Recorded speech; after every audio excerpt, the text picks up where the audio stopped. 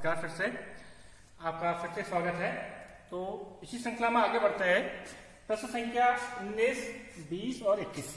ये प्रश्न काफी महत्वपूर्ण भी है, साथ साथ 19वां और 20वां प्रश्न काफी महत्वपूर्ण है और ये 4 नंबर में पूछा भी जाता है प्रतिस्थापन द्वारा समाकलन में। तो देखते हैं किस ढंग से आप इनको करेंगे। तो प्रश्न दिया हुआ है e की घात 2x माइनस 1 बट्टे e की घात 2x प्लस 1 dx। अब आप देखेंगे ना, इसमें कोई सूत्र है ना कोई डायरेक्ट लग रहा है, तो प्रतिस्थापित क्या करें एकदम आपको समझ में नहीं आएगा। तो ये आपको हम बताते हैं तो कैसे आप इसको सॉल्व करेंगे।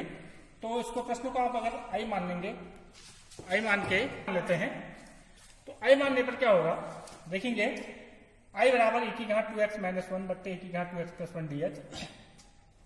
तो अब ध्यान देंगे, यहाँ पर नोट करेंगे आप, ये चीजें एग्जामों में नोट करने के लिए है। अगर आप नोट नहीं करेंगे तो आपको परीक्षा में तुरंत नहीं बनता है। इसलिए प्रत्येक पद को अगर हम e की घात x से भाग कर दें, तो प्रत्येक पद को e की पावर x से भाग करने पर देखेंगे क्या प्राप्त होता है आपको। e की पावर 2x अपॉन e की power x minus 1 upon e की पावर x अपॉन e की पावर 2x अपॉन e की power x plus 1 upon e की पावर x। क्योंकि आपने प्रत्येक पद को किया है तो उससे कोई टोटल फर्क नहीं पड़ेगा। तो जब हम भाग करेंगे तो पावर माइनस हो जाएंगी, तो ये बन जाएगा 2x से x पावर कम हो जाएगी तो x हो जाएगा, ये e की पावर x ऊपर जाके माइनस e की पावर माइनस x हो जाएगा। इसी ढंग से यहां पर हो जाएगा,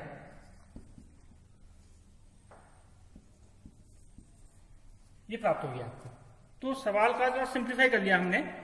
अब देखेंगे एक पार्ट को अगर हम t मानते हैं, अगर हम इसको t माना e की पावर x प्लस e की पावर माइनस x बराबर t। अगर हम इसको t मानते हैं तो आपको क्या प्राप्त होगा देखेंगे, e की पावर x का अवकलन e की पावर x, इसका e की पावर माइनस x का माइनस e की पावर माइनस x dx बराबर आपको dt प्राप्त होगा। अब ध्यान से देखेंगे, ये ऊपर वाला प्राप्त हो जा रहा है आपको, इसमें मैं dx यहां लिख देता हूं, ये पहला पार्ट dt बन जा रहा है। तो क्या बन गया, i बराबर ऊपर वाला पार्ट dt बन गया अपॉन नीचे वाला पार्ट t माना है तो 1/t dt। अब आप जानते हैं 1/t dt क्या होता है, log mod t plus c आपका ये होता है इंटीग्रेशन करके। अब t का मान वापस आप यहां सब्स्टिट्यूट कर देंगे, तो t का माना था आपने e की पावर x प्लस e की पावर माइनस x माना था, प्लस c आपको एक्स्ट्रा लिखना है, ये आपका उत्तर में प्राप्त आपको हो गया। तो इसका उत्तर ये आ गया। ये बहुत महत्वपूर्ण प्रश्न है, ये केवल अभ्यास से ही होगा और इस पद को समझने पर ही आपको ये प्रश्न सॉल्व हो पाएगा। इसी प्रकार से हम प्रश्न संख्या 20 पे चलते हैं। तो 20 में आप देखेंगे कि कुछ इस ढंग का ही आपको जो सवाल है, ये इस पद और ये पद में समानता है, इस प्रश्न में और इस पद में समानता है, केवल 2x और x का फर्क है। तो अब आप समझ गए होंगे इसका उत्तर कैसे निकलेगा। तो हम इसको करने के लिए माना e की पावर 2x प्लस e की पावर माइनस 2x को फिर से t मानेंगे। तो आप जानते हैं इसका जब अवकलन करेंगे तो e की पावर 2x का e की पावर 2x ही रहता है, फिर 2x का 2 तो 2 e की पावर 2x।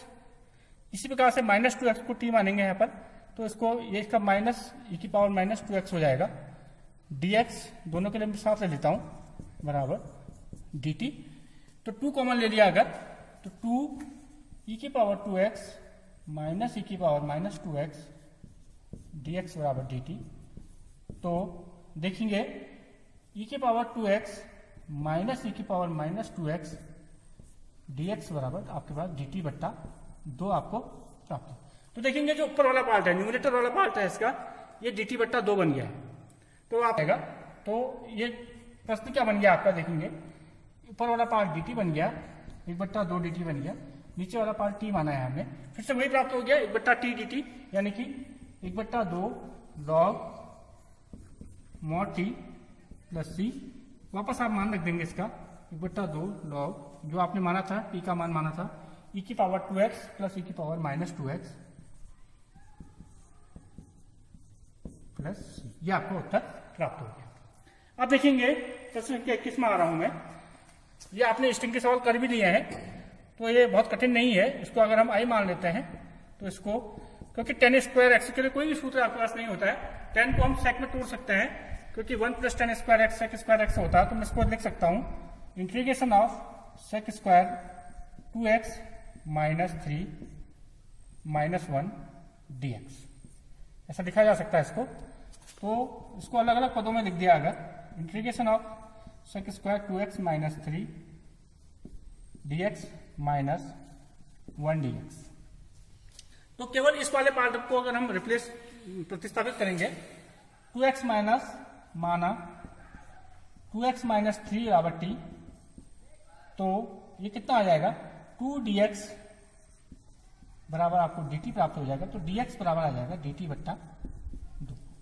ये वाला पार्ट सिंपल तरीके से हो जाएगा।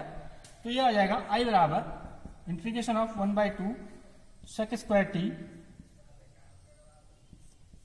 dt, और ये केवल x वाला है तो मैं इसको सीधे सीधे x लिख दे रहा हूं, प्लस c कॉन्स्टेंट दोनों के लिए एक साथ जोड़ दिया मैंने भी।